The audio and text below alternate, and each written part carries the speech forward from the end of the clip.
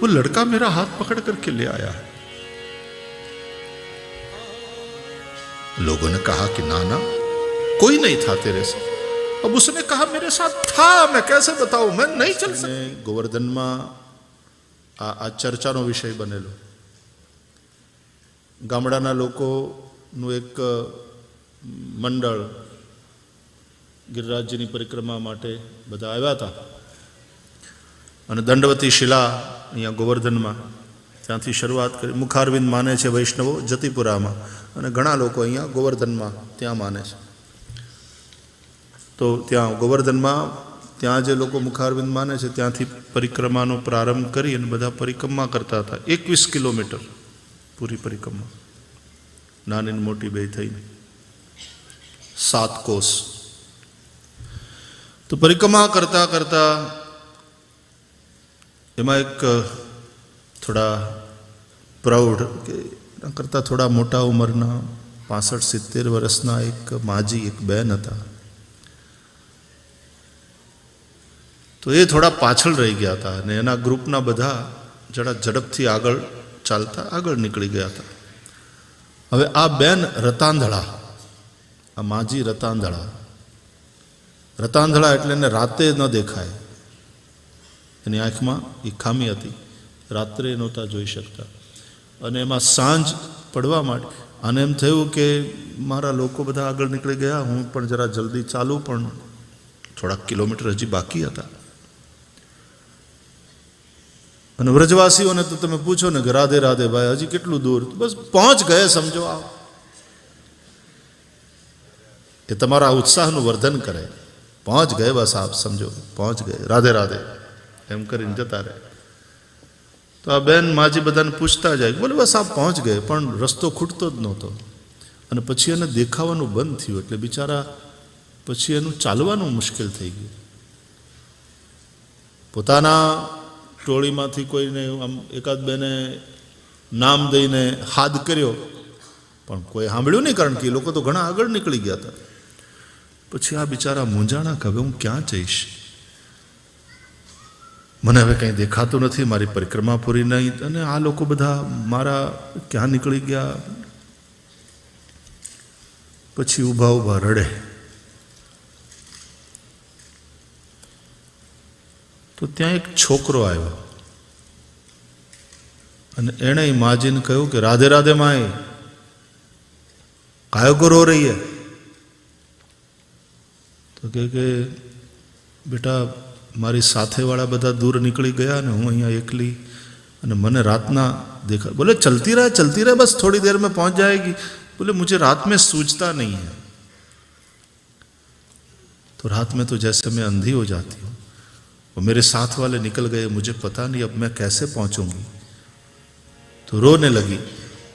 तो उस छोरे ने कहा कि अरे रोती काय को है, चल मैं तेरे साथ हूं, मैं तेरी परिक्रमा पूरी कराता हूं.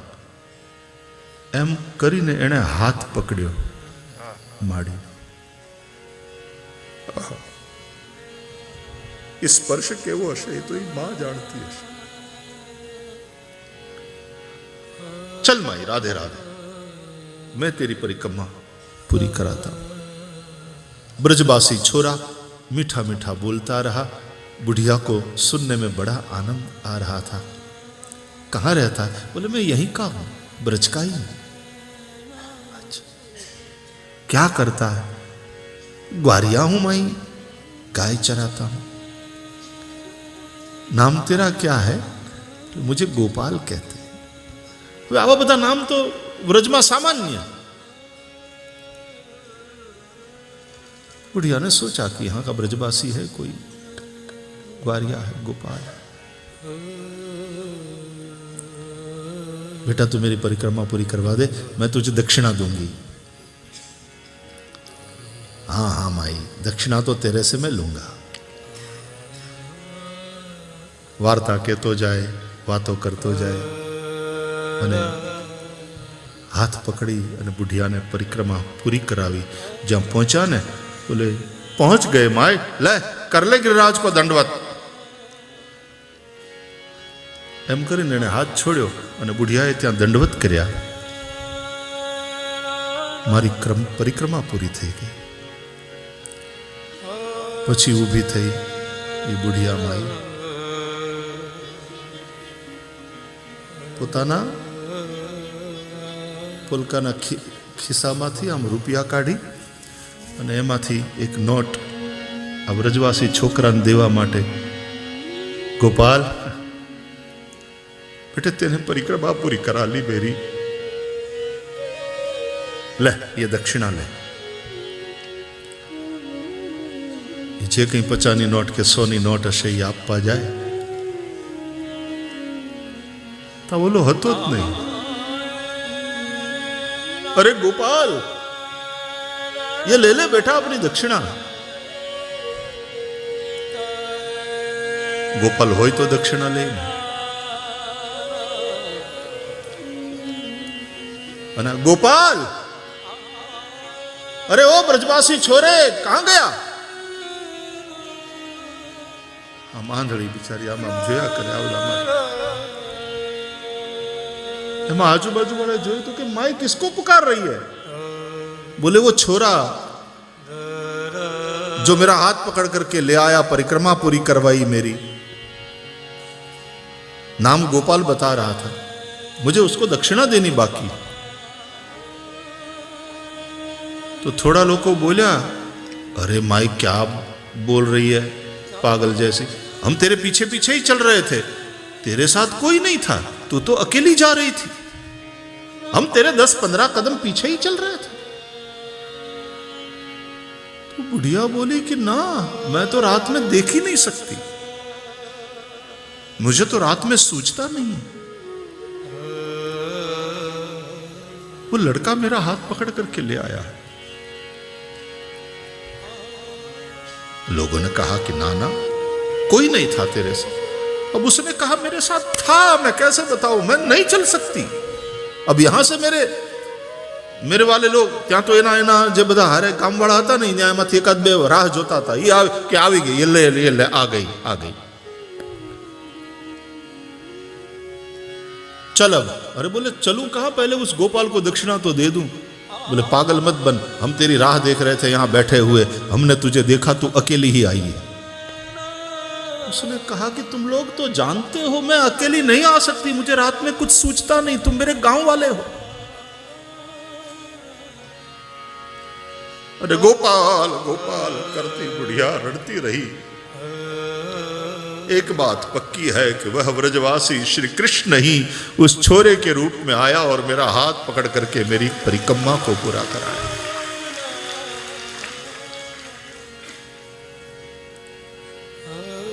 ओहो, ये बुढ़िया प्रेम में पागल जेवी થઈ ગઈ.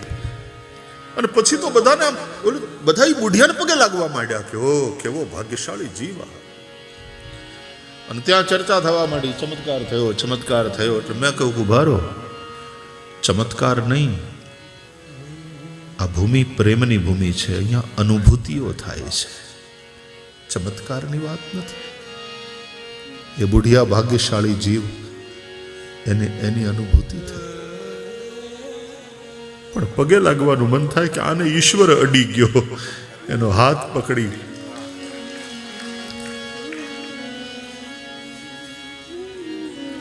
भाव जगत की बात है.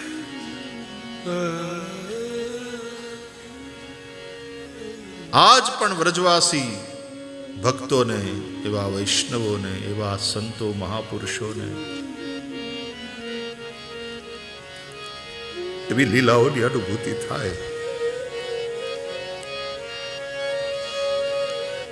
भगवानનું રૂપ, ભગવાનનું નામ, ભગવાનનું ધામ અને ભગવાનની લીલા.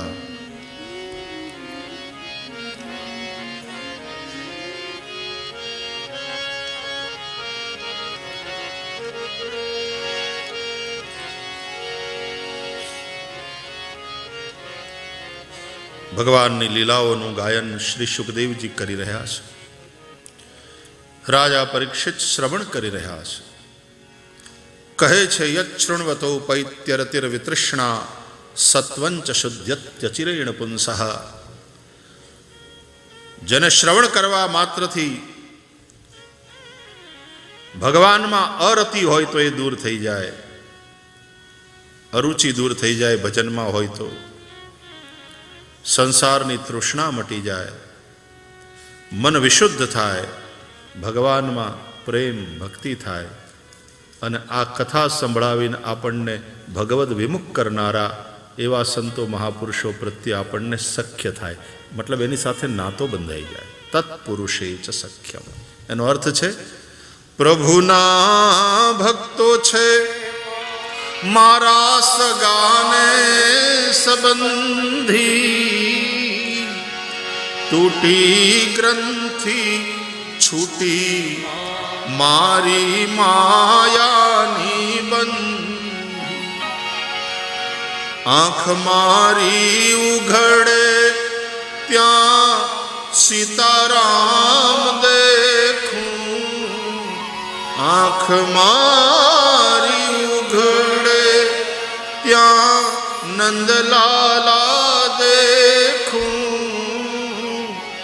ધન્ય મારું જીવન કૃપા એની લેખું, ધન્ય મારું જીવન કૃપા એની લેખું.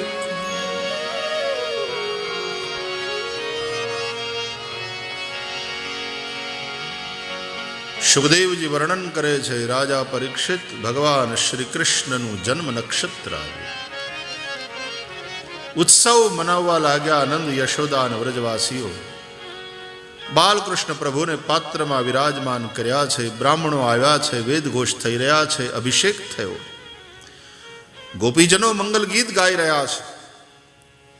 અભિષેક પછી શ્રી કૃષ્ણનો શ્રૃંગાર કર્યો અને પછી બાલકૃષ્ણના આશીર્વાદ લેવડાવ્યા બ્રાહ્મણોના. બ્રાહ્મણો આશીર્વાદ આપી સીધું અને દક્ષિણાથી સન્માનિત થઈને ગયા. બાલકૃષ્ણ પ્રભુને માએ સ્તનપાન કરાવ્યું અને પછી દૂર બળદગાડું હતું, એમાં દધી રસ ભરેલા હતા માટીના માટલામાં, એની નીચે જોડી બાંધી કપડાથી અને એમાં બાલકૃષ્ણ પ્રભુને સુવાડ્યા. મા યશોદા ઉત્સવમાં લાગી ગયા, ધમાલ બોલતી હતી. અહીંયા બાલકૃષ્ણ પ્રભુ સૂતા છે અને એ સમયે કંસનો મોકલેલો શકટાસુર આવ્યો, એણે આ શકટમાં પ્રવેશ કર્યો. બાલકૃષ્ણ પ્રભુ જાગી ગયા, રડવા લાગ્યા. એ રડવાનો અવાજ કોઈએ સાંભળ્યો નહીં, હાથ પગ ઉછાળવા લાગ્યા. એમાં બાલકૃષ્ણ પ્રભુના ચરણની લાત વાગી, બળદગાડું તૂટ્યું. આ કઠોર કૃપા છે પ્રભુની. શકટાસુરનો નાશ થયો છે આ રીતે. આ જીવનની ભૌતિકતા છે. જ્યાં સુધી પૂતના નહીં મરે ત્યાં સુધી શકટાસુર નહીં મરે, જ્યાં સુધી અવિદ્યા નહીં મટે ત્યાં સુધી ભૌતિક આસક્તિ નહીં મટે.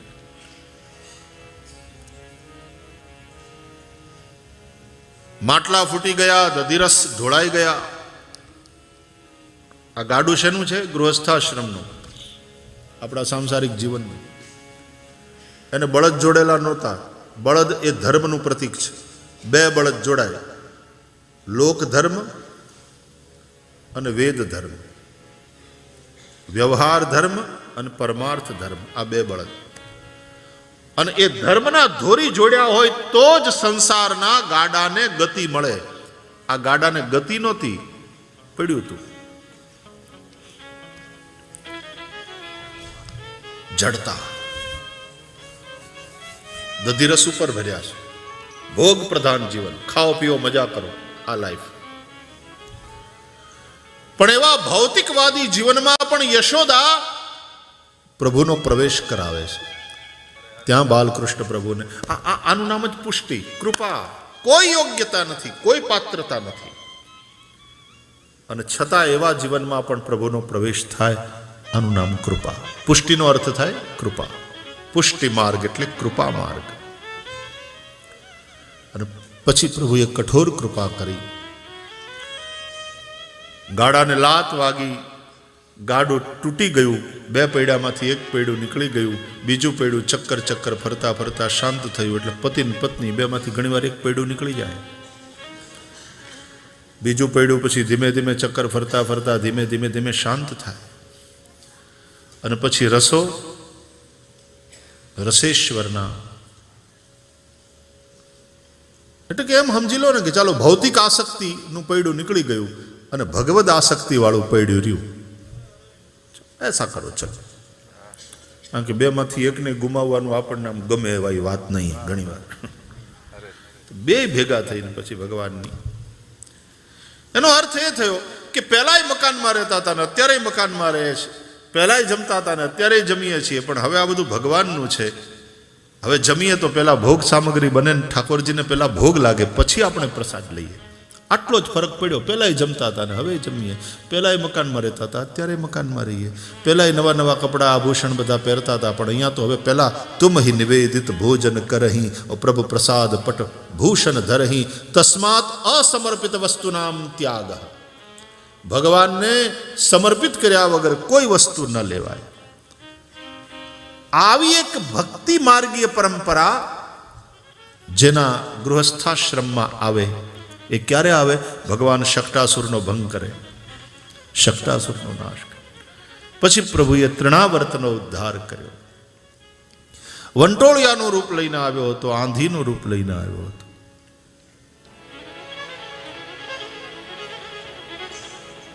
થોડી વારમાં ગોકુળને એણે રજસા તમસા વૃતમ કરી લીધું.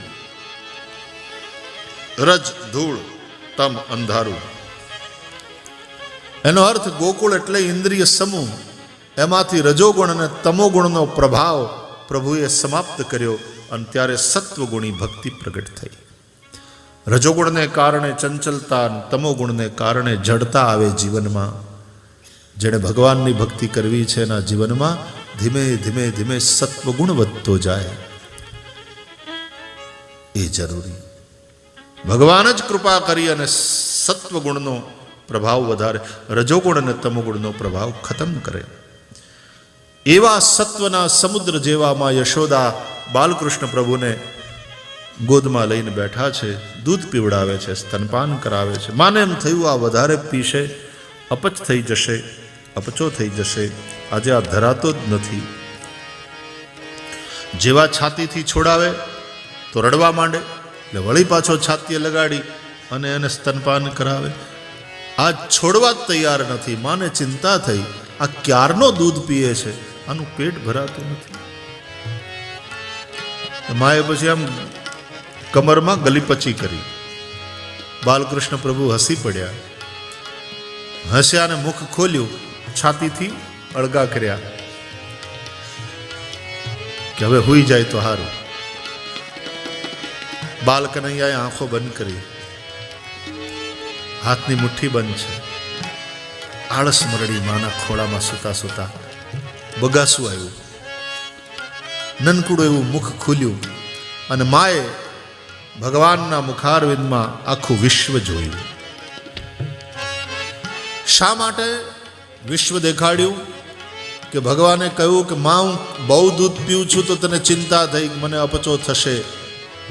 તને એમ મનમાં વિચાર આવ્યો કે આ ધરાતો કેમ નથી? મારા મોઢામાં આખું વિશ્વ છે, આખું વિશ્વ તારું દૂધ પીવે, આમાં અપચો થવાની ક્યાં વાત આવે? તું મને એકલાને તૃપ્ત નથી કરતી, તું આખા વિશ્વને તૃપ્ત કરે. सच बात है, प्रेम भक्ति ही विश्व को और विश्वम भर को तृप्त कर सकते, और कोई उपाय नहीं.